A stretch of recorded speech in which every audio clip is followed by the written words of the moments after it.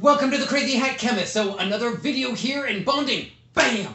So today we are talking about the hydrogen bond, a very important bond for chemistry and biology.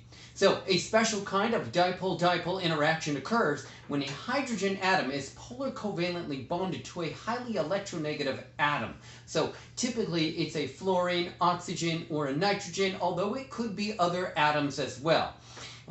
Then this hydrogen is partially positive, has a partial positive charge to it, and can interact with an electronegative element on a different molecule to form what's called a hydrogen bond. A hydrogen bonding explains why some substances have low vapor pressure, which means high boiling points, high heats of vaporization, high melting points, and strong surface tension, just like water. Okay, so here's an example of hydrochloric acid or hydrogen chloride.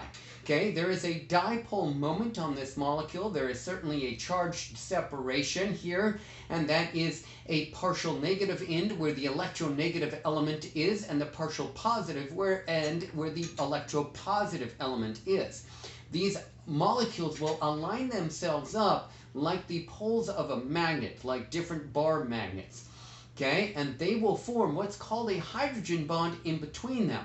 So that is a hydrogen that is on one molecule and an electronegative element on the other molecule. Okay, and that chlorine is very strongly electronegative.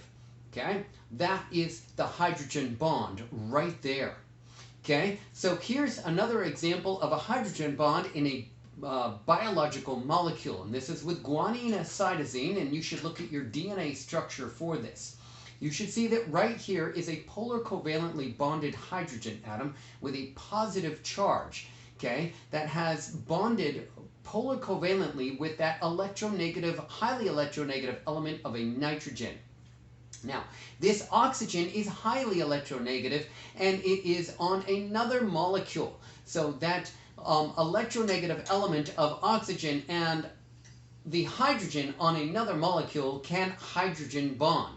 Here's another example of a hydrogen bond here with guanine and cytosine, and here's another example of guanine and cytosine's hydrogen bond. So there are 3 hydrogen bonds in guanine and cytosine.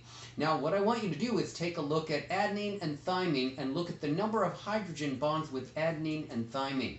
And for biological molecules, especially with DNA, you should see that there's a higher melting point when you have guanine, which you have a higher percentage of guanine and cytosine than when adenine and thymine, because adenine and thymine have only 2 hydrogen bonds. So there's a differential in melting points between high content of GC compared to high content of AT within DNA structures.